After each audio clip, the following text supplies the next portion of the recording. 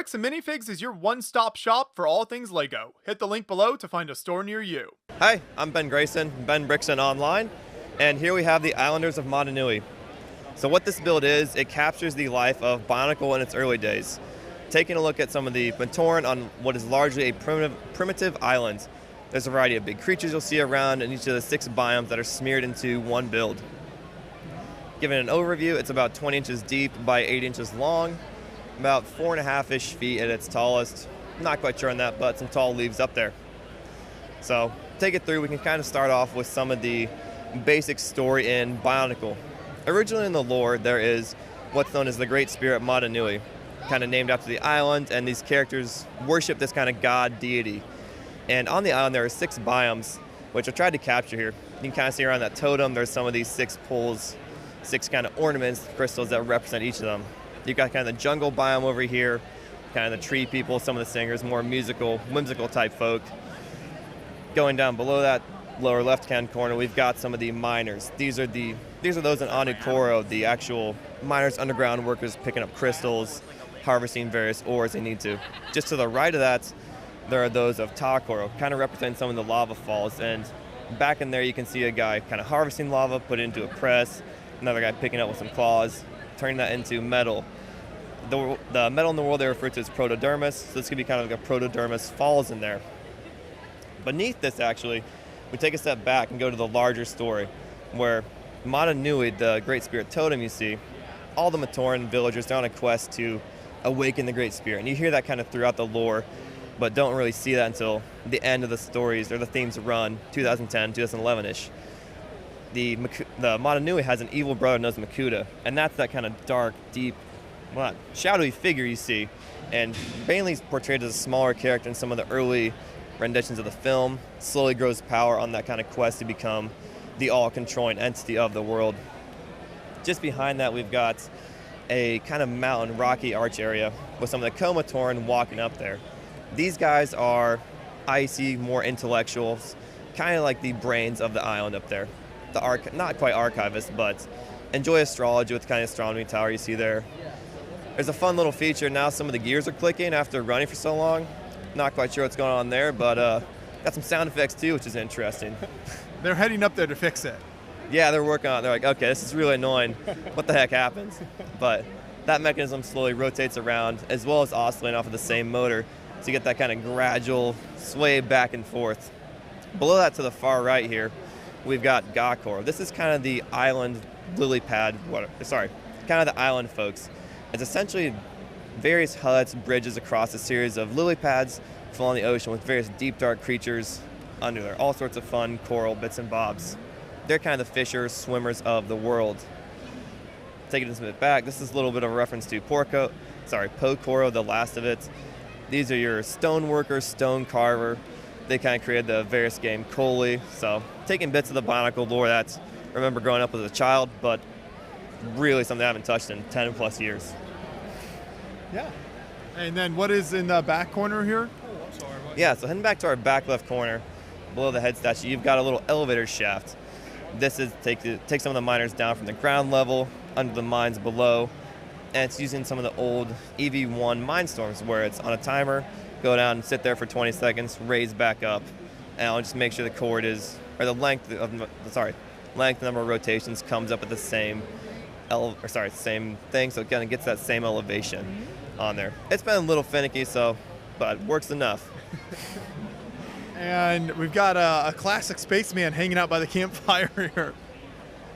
Yep, that we sure do. I haven't seen that guy before, but I guess there's a classic spaceman now. I don't know if he's not supposed to be there, but he's there. There's a little crossover maybe happening, but then behind him, what is this large kind of sculpture with the flying aircraft? Yeah, so behind him there, it's one of the kind of Bionykle heads, and you'll see like on the tiki torches, that's the actual Bionykle element it's based off of. You want to use that as kind of torches, statues, these kind of carvings around in primitive type ages you see, or early civilizations. But then, similar to Easter Island, where there's these massive heads kind of carved, I used that element as reference and then looked at how I can upscale that, starting at the mouth with those 4 kind of that negative cross shape, creating those shapes and the geometry of the kind of fins, jaws you see going around, up into the floating cheekbones, under the nose, and then those kind of round eyes. which is capped off with that kind of simple head to round it over, capture what's going on in the actual system element, or sorry, the Bionicl element from early 2000s. Above that, you've got what's called a gecko bird. And so a variety of people or Matoran in the universe would ride these huge things. I think that's Kongu up there, who's kind of I guess, an adventurer. I say all this tentatively. I'm not too deep into Bionicl lore, kind of try to get back into it specifically for this build. But enjoying the creatures, Matoran riding around. So he's on that guy, flying him around for all sorts of various tasks, transportation. And as we come to the top of the tree here, what else do you have included up in this section? Yeah, working up to the top of the tree, there you've got the big old chameleon in the base, or in the landscape. There's all sorts of Rahi looking around. And this guy's hanging out, kind of blended with the dark green, to the dark green leaves. And he's hunting a couple flies up there. Big old dragonflies shooting around, kind of pesky creatures. Just opposite of that, you've got a hut hanging there. This uses the 6x5 leaf element, which is brick bent around, similar to what Lego Master Moto has done from Season 2, but using some of the tri-leaf elements to capture that. So the whole structure of that only uses those two system elements, actually, and creates a rather bouncy, strong sphere, with just those cabling up above hanging it. Yeah, I mean, that's a fantastic technique there. I love that. And then how about the base in this section of the tree? Oh, thank you. That uses more of the leaf elements, and similar to the lily pad, which is what had come first, kind of spiral these out. I think it radiates off of the center points 7 directions, only because that was what worked, and then how can you just kind of jam these leaf pieces together, attach them with 1x2 plates. And it's a couple layers thick, which helps it span. And the real world equivalent of this would be like a Streskin panel in kind of architecture engineering worlds, but that gives you this platform where it's a long layer of spanning members, various blocking, spanning members, blocking, and you can repeat that a couple of times. But that's what helps it to span out from the kind of center core of the tree. A couple supports bringing it out underneath there, you'll see. But that's what helps it give a nice rigid surface coming out similar to the lily pad, which is done on a much larger scale than this one here. Yeah. And you've got a few different precarious looking sections with these branches sticking out, and then also just the rock work here as well. So as you build those types of kind of natural formations, what are the elements you're using to make sure this whole thing isn't collapsing on itself? Yeah, that was definitely big hope and a little bit of a prayer on moments in this. Both have a kind of a Technic core going in different ways. The tree has a series of Technic modules. I say modules because the same system repeated throughout it, where you've got one section kind of straight, and then splits off. In that side of module, there's a 4x4 round brick with the Technic pinholes on either side, the cross axle through that.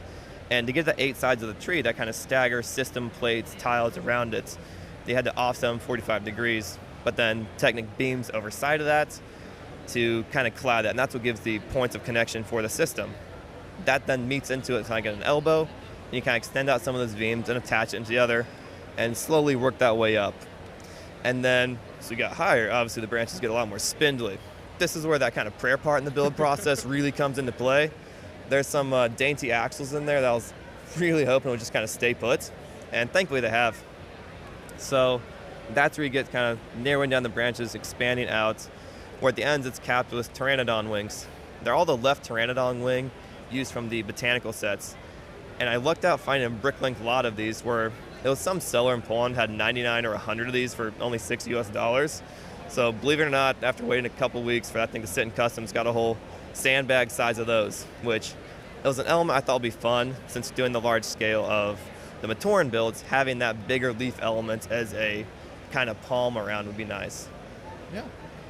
And another thing that really stands out here is these cave structures underneath here, and you've got obviously kind of different colors with the gray and this mix of lava, but what are some of the design elements you use in there? Because obviously that has to be strong enough to hold up what's above it, but also look nice as well. Yeah. So in this, the base is all kind of system, just stacks essentially.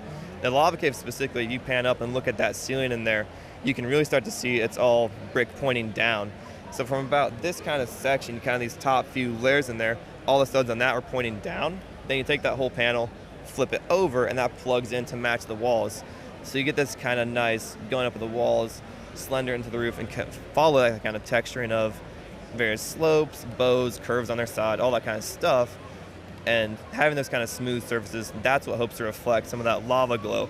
Since it's all uplit, kind of pointing in, get off the Matoran's face in there, but then up into the actual roof as well, kind of refract that light around. It's done quite similar to the cave to the left of it, which is more mine shaft. And this takes a different approach in lighting, which primarily the build uses kind of point lighting. So in here you've got all these sorts of crystals plugged into the wall, single LED running off of those. But following that kind of same approach where the cave ceiling is also snotted, studs going down. Much more tedious, real annoying part of the build. Just did not look forward to doing that. But it keeps it kind of that smooth kind of worn rock look wrapping around in there. And how long is this build, and do you know how many pieces are in the whole thing? Pieces, I have not a clue. I've always been horrible at that kind of guessing game, just never even close. So I won't give that a shot. The build itself is just over 80 inches long by 20 inches some deep. The tallest point's definitely the tree up there, which surpassed that kind of astrology moment off to its right. Mm-hmm. Fantastic work. So it's great to see Bionicl build tackled like this with kind of all these different worlds here. It looks really nice, and I love the way you've done lighting and just kind of the different types of natural structures as well. So thank you so much for taking us through everything. Yeah, thank you, Josh. I appreciate it.